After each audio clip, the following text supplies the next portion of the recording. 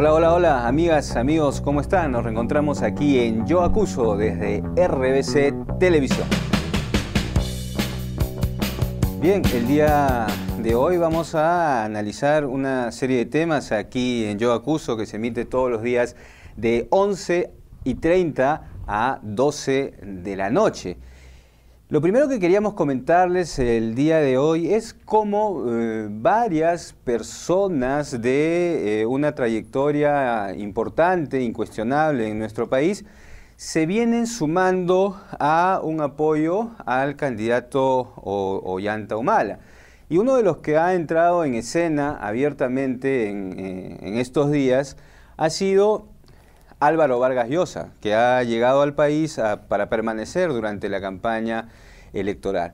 Y la disyuntiva que plantea Álvaro Vargas Llosa y otros, como por ejemplo Gustavo Gorriti, es la siguiente. Y es la premisa básica desde la que consideramos también aquí en Yo Acuso debe partir el análisis para la situación electoral. Es que son incomparables todas las dudas o acusaciones que pueden haberse dado frente a la candidatura de Ollanta Humala con las comprobaciones que arrastra el fujimorismo, el fujimontesinismo, en el ejercicio del poder que ellos tuvieron durante la década del 90 y en la manera en que defendieron ese gobierno durante toda la primera década del siglo que transcurre a la actualidad. Ese es un elemento fundamental que hay que tener en cuenta y que se está colocando en el debate. Y cómo así esto se expresa ya no solo en las opiniones de gente como Vargas Llosa, padre, hijo, de Gorriti o de otros, sino que en la batalla interna que nosotros estamos viendo en el país desde los medios de comunicación. Porque como ustedes habrán visto, estimados televidentes, hay que ser un poco ciego o negar la realidad si es que no aceptamos que definitivamente hay toda una orquestación de la mayoría de medios de comunicación, no de todos, de la gran prensa televisiva, de la gran prensa radial y de la mayoría de periódicos que circulan en nuestro país, en el sentido de orientar el voto ciudadano, condicionarlo para llevarlo hacia la opción de Keiko Fujimori desde el argumento de que eso representaría la continuidad del modelo y la defensa de los intereses, por lo menos económicos, del país. Pero el asunto es preguntarnos de alguna manera, ¿por qué sucede esto? ¿Por qué esta reacción tan evidente de distintos medios de comunicación que no solo son ellos, sino que expresan una serie de intereses? Se ha venido denunciando a través del diario La Primera, la existencia de un plan orquestado, de dos planes, el plan Sábana y el plan Cadete, en los cuales, en los dos planes, una pieza fundamental es la prensa. ¿Y qué prensa? Eso es lo interesante de analizar. Por ejemplo, demos un repaso por algunos de los canales de televisión. En el Canal 2 ahora existe un programa que se transmite los domingos, ¿no? que se llama Sin Medias Tintas, en el cual hace poco le hicieron una celada a Ollanta Humala y que Álvaro Vargas Llosa también ha criticado en sus apariciones, ¿no? Señalando que él vio ahí palabras de Álvaro Vargas Llosa, ¿no?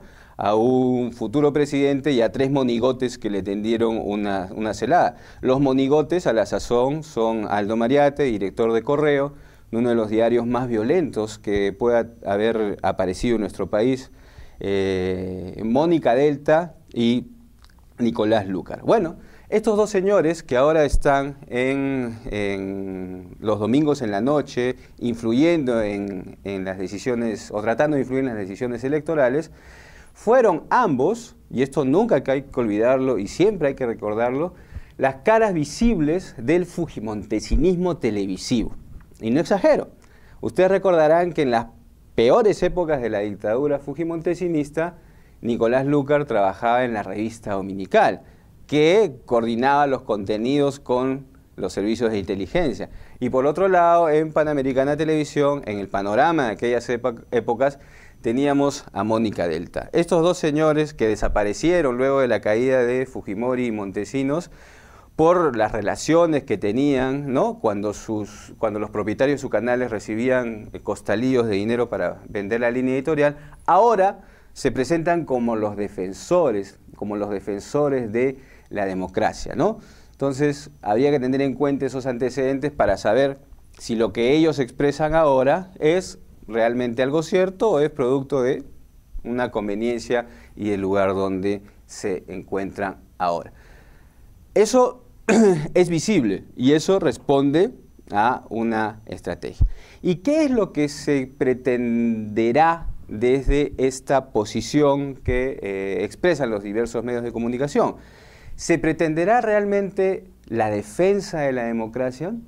Podríamos creer, por ejemplo, a El Comercio, una de las mujeres fuertes del comercio, por ejemplo, es la señora Marta Meyer de Miró Quesada, que fue candidata al Congreso en el año 2000 por el grupo fujimorista, cuando ya se sabía toda la corrupción que había asolado nuestro país en la década de los 90, corrupción y crímenes.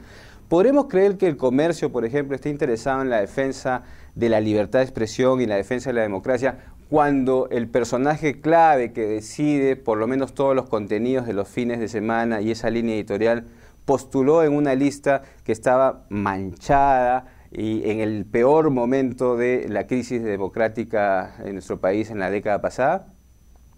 Algunos no creemos que los que están defendiendo ahora, entre comillas, la democracia, lo hagan por un interés genuino, sino que hay toda una orquestación para finalmente evitar un voto libre, un voto sin miedo, que ataque el tema de fondo. Y el tema de fondo es que hay la posibilidad de que el país se enrumbe hacia otro destino, que la derecha política y económica que gobierna el país desde 1992 hasta la fecha, casi 20 años, sea relevada de esa conducción por una apuesta distinta, una apuesta de izquierda democrática, como se da en varios países de la región.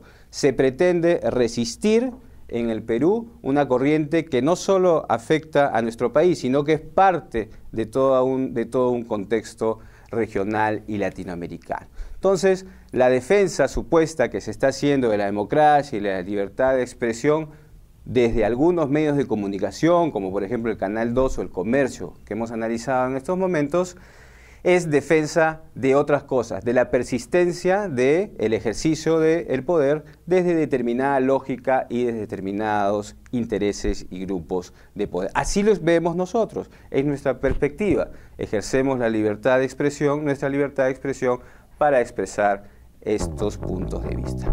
Y bueno, en este primer bloque hemos analizado acerca de este tema. Hacemos la pausa y nos reencontramos en unos breves minutos aquí en Yo Acuso, en RBC Televisión. Porque destruyó lo que es la idea de política. La gente ahora cree que hacer política es cosa de gente deshonesta, de gente corrupta. Las personas han dejado de creer en la participación ciudadana. Además de la corrupción, los Vladivideos, la prensa comprada, los grupos de poder económico que no tienen memoria, hay que invertir en educación. Eso es lo que tenemos que hacer ahora, por Ollanta Humala. No voté por Humala en la primera vuelta, es un voto estratégico, pero creo que votar por Humala no es darle un cheque en blanco. Pero creo que es en este momento la única alternativa para hacer decente la política y recordar que la ciudadanía viene de la participación de todos.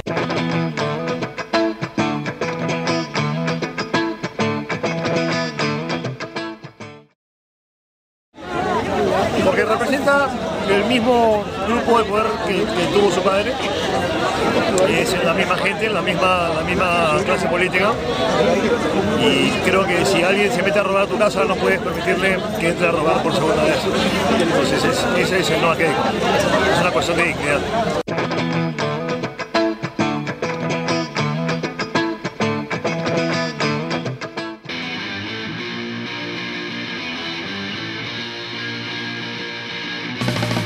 amigas, continuamos aquí en Yo Acuso desde RBC Televisión, esta ventana desde la cual vamos a ejercer nuestra libertad de expresión planteando una perspectiva distinta a la de la mayoría de los canales de televisión de nuestra señal abierta. En la primera parte del programa del día de hoy hemos observado, hemos analizado cómo cierto grupo de la prensa que está pretendiendo escudarse en la defensa de la libertad de expresión y de la democracia está deslegitimada para hacerlo por los hechos que hemos narrado. Ese tema da para mucho más. Pero en esta segunda parte queremos analizar un poco qué está pasando en el contexto externo, es decir, la elección peruana se está convirtiendo en una elección de vida o muerte no solo para los grupos en disputa en el país y los intereses económicos dentro de nuestro territorio, sino para afuera. ¿Por qué?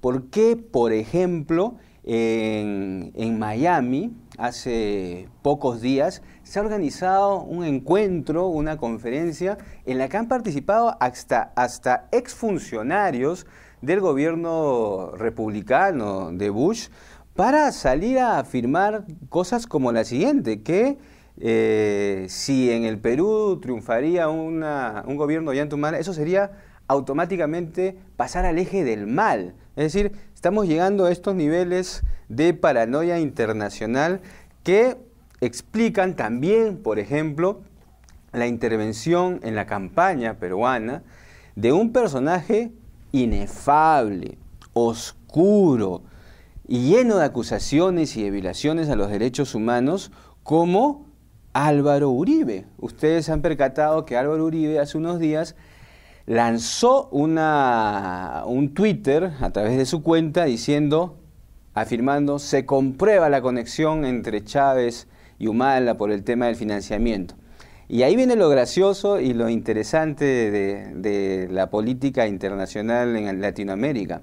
¿De dónde salen todas estas informaciones? Del maletín, del dinero que venía al Perú y toda esta historia mitológica que nos presentan los medios de comunicación día a día. Sale de la famosa computadora de Raúl Reyes, el líder de las FARC, ¿no? Que se ha convertido esta computadora que misteriosamente sobrevivió a un bombardeo, ¿no? Uribe bombardeó al campamento de Reyes, sobrevivió la computadora. Bueno, sobrevivió la computadora.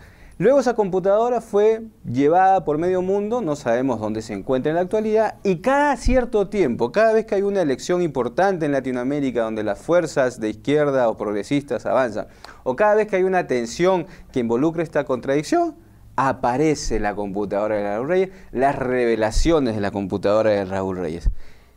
¿Será cierto eso o será, como muchos pensamos, un insulto a la inteligencia de los peruanos y peruanas y de los latinoamericanos en general, decir que de esta computadora, de este disco duro, cada cierto tiempo aparecen nuevas revelaciones? Bueno, yo, por ejemplo, no le creo a la computadora de Raúl Reyes porque ni sé dónde está. Pero no solo yo. A propósito de las declaraciones de Uribe, el diario inglés The Guardian, uno de los principales diarios de Europa, dijo que lo que ha aparecido últimamente ahí está en telejuicio y que no hay ninguna prueba real de que eso sea cierto, lo que dicen esos discos, porque esos discos ya están completamente deslegitimados y manipulados y sabe Dios qué cosas podrán seguir apareciendo. Pero sigamos un instante con Uribe, porque si Uribe entra en la campaña también hay que analizar por qué, en qué se parece y a quién se parece. Uribe tiene un récord de violaciones a los derechos humanos impresionante, tanto así que Estados Unidos no ha llegado a concretar un TLC con Colombia por los cuestionamientos que se le han hecho al gobierno de Uribe en relación a la violación a los derechos humanos. Uribe también ha sido responsable, ya que bajo su gobierno se ha demostrado la existencia de la fosa común más grande de Latinoamérica. Desaparecidos, que son muertos y enterrados como enes, han aparecido en Colombia, la fosa más grande. Y muertes de sindicalistas, el país que tiene más alta tasa de muertes de sindicalistas en el mundo es Colombia. Y nos podríamos adentrar en las relaciones de Uribe con el narcotráfico, cuando fue gobernador de Antioquia y cuando fue jefe de la aviación civil allá en este país. Es decir, si de paralelo se trata entre Uribe y Fujimori, hay muchos. Corrupción, desapariciones, violación a los derechos humanos, narcotráfico. No nos olvidemos nunca que en el avión presidencial apareció cocaína, ¿no? Que el Estado peruano, a través de Montesinos, se puso a competir con estos narcos. Es decir, eso es lo que sucede. La campaña peruana interesa en otros contextos porque aquí se puede marcar un punto de quiebre a este equilibrio que pretende crear Alan García y el presidente chileno Piñera, Santos en Colombia y Calderón en México. Hace poco han firmado un acuerdo comercial del Pacífico, ¿no? Tratando de aislar a los otros dos proyectos importantes que se dan en la región, que es el UNASUR, la Unión de Naciones Sudamericanas, y la Comunidad Andina de Naciones. Ese es el tema, ese es uno de los temas que está atrás de esto. Aquí hay intereses nacionales, pero también hay intereses que rebasan nuestras fronteras, y por eso la reacción de la derecha internacional a través de su principal agente en Latinoamérica, que es Álvaro Uribe. De repente mañana va a llegar Aznar también a decirnos que debemos votar por Keiko por una y mil razones. Pero lo importante es saber que hay intenciones que van más allá de nuestras fronteras y ante las cuales hay que estar prevenidos. Regresamos en el último bloque de Yo Acuso aquí en RBC Televisión. Aún más allá, hasta el final. Bueno, yo esta vez voy a votar por Ollanta, de hecho lo hice ya en la primera vuelta porque creo que es un proyecto coherente para nuestro país, que es necesario que no solamente haya crecimiento económico, sino también desarrollo. Y el desarrollo es mucho más que algunas cifras con las que nos van diciendo de que sí, el país está mejorando. Pero el desarrollo implica que más personas puedan acceder a los servicios que son no solamente básicos, sino necesarios para que exista ciudadanía en este país. Yo creo que nuestro país merece vivir una situación mejor, no un país en el que nos conformemos con que los políticos hagan cosas aunque roben. Yo creo que es necesaria la honestidad, creo que es necesario el desarrollo humano, creo que es necesario un país con oportunidades, pero que estas oportunidades sean para todos y que sean en democracia. Yo apuesto por el cambio responsable porque nuestro país puede vivir sin la corrupción y puede además apostar por un futuro mejor.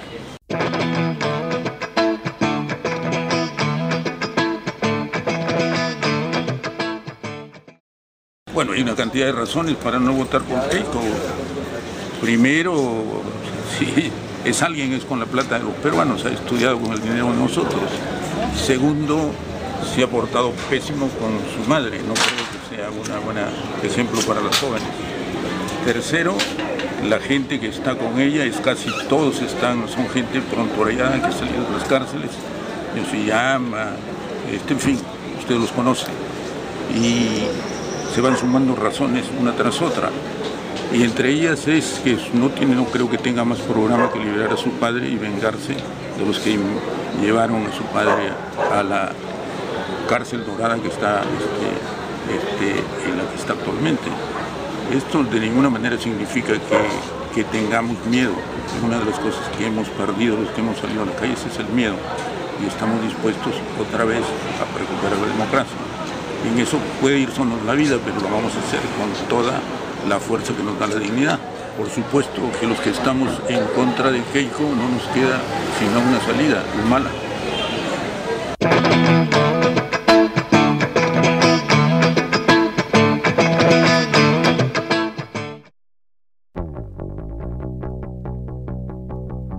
Bien, amigos, amigas de RBC, continuamos aquí en Yo Acuso, que va todos los días de 11:30 a 12 de la noche.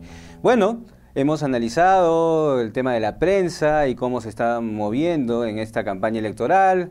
la coyuntura internacional y por qué la elección en el Perú interesa tanto. Y ahora vamos a comentar en la última parte del programa algo acerca de el plan de gobierno de Keiko Fujimori. Pero antes de analizar algunas inconsistencias del plan de gobierno de Keiko Fujimori presentado al Jurado Nacional de Elecciones, vamos a ver el verdadero plan de la boca de un representante de los Fujimori. Ahí va. Estos papeles que se llaman planillones no es cualquier papel. Ese papel, amigos, es el pasaporte de la libertad del ingeniero Alberto Fujimori. Tenemos que firmar porque ustedes, amigos, le van a dar la libertad al chino.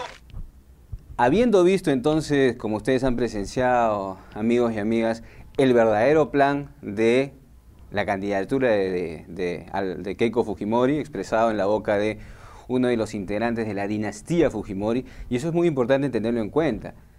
El tema dinástico, que el poder pase de hijo, de padre a hijo, hermanos metidos en las altas esferas del poder, es peligrosísimo y va en contra de la democracia.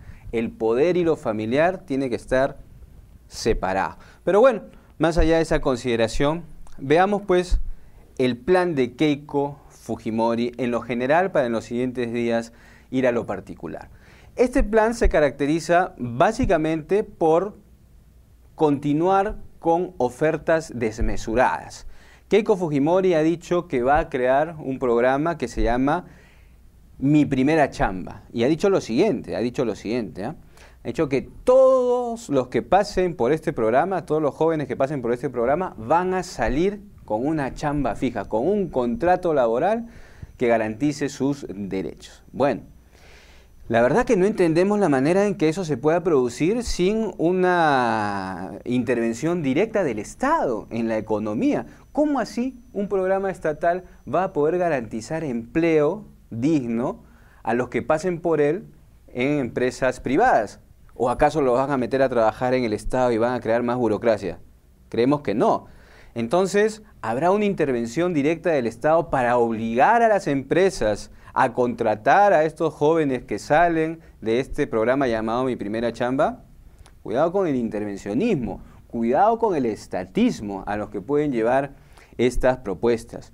Luego, ha hablado también de un programa de seguridad total para los limeños, y no solo para los limeños, sino para los peruanos y peruanas, que atravesamos una situación de inseguridad grande. Y para ello ha traído a el exalcalde de Nueva York, Rudolph Giuliani, que, entre otras perlas, tiene el apoyo a las torturas. Él pensaba, o sigue pensando, que la tortura es un método de seguridad y que debe ser aplicado, ¿no? Entonces, bueno, no es de sorprender, ¿no? En la época de Fujimori había torturas, descuartizamientos, quemaban cadáveres. Bueno, no es de sorprender que ahora un señor que dice que el ahogamiento es una manera lícita de tratar con los delincuentes esté apoyando a Keiko Fujimori. Bueno, ha ofrecido entonces Keiko Fujimori, con este señor torturador, exalcalde de Nueva York, ha ofrecido seguridad total.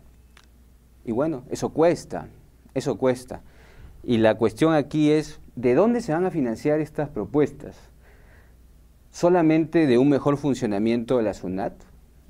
Eso no es tan sólido plantearlo. ¿De dónde va a salir el dinero para los otros ofrecimientos? Desayunos escolares gratuitos para todos los peruanos, buzos, almuerzos. Es decir, el límite de las promesas va a chocarse con la realidad en determinado momento y ya no hay las empresas públicas que su padre, Alberto Fujimori, el verdadero director de la campaña de Keiko, el verdadero orquestador, tuvo en sus manos cuando él gobernó. Él vendió miles de millones de dólares de las empresas públicas y con eso una parte grande fue a sus bolsillos de él y de todo su entorno, pagó los estudios de Keiko Fujimori, pero otra parte sirvió para este tipo de programas asistenciales. Y el asunto de fondo en este tema de los planes de gobierno, desde la perspectiva de todos los que hacemos Yo Acuso, es el siguiente: o universalizamos los derechos básicos de los peruanos y peruanas, salud, educación, seguridad, justicia, vivienda, por decir los 5 o 6 principales, los universalizamos para que todos podamos tener el mismo acceso y la misma garantía de los servicios, independientemente de que seamos pobres o no pobres, o profundizamos la lógica nacida en el 90 de focalizar, atender solamente a los pobres extremos y reduciendo así la responsabilidad del Estado y dejando en manos del mercado todos los otros problemas que el Estado no resuelve porque ha enfocado su atención en solo un grupo que no es todo el país. Ese es el asunto de fondo. O damos derechos y los derechos generan el ejercicio de libertades a nuestra población, o persistimos en la lógica asistencialista en la cual la persona estira la mano, se le entrega un poco de alimento, se le entrega algunos servicios, pero siempre desde esta lógica en la cual el Estado hace favores y no brinda derechos como debería ser y como ha sido en los países que se han desarrollado en el último siglo y en el último medio siglo. Bueno, esas son algunas de las inconsistencias del plan de gobierno de Keiko Fujimori. Cuando se analizó el plan de gobierno de Ollanta Humala en algunos canales de televisión, todos hemos visto cómo decían, este plan debe ser tirado al tacho. Hasta dijeron, este plan debe ser quemado. Bueno, nosotros no pensamos que debe ser tirado al tacho ni que debe ser quemado, sino que deba pasar pues al lugar que corresponde, ¿no?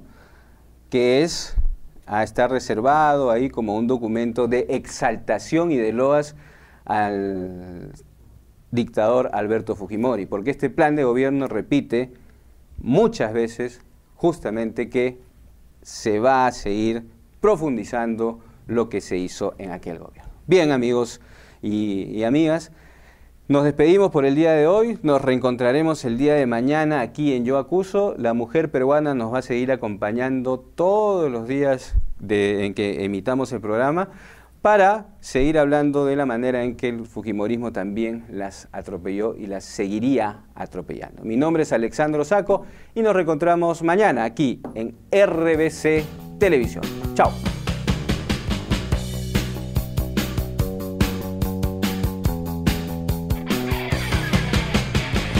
Ignorantes que antes nos tenían miedo, cogen confianzas que no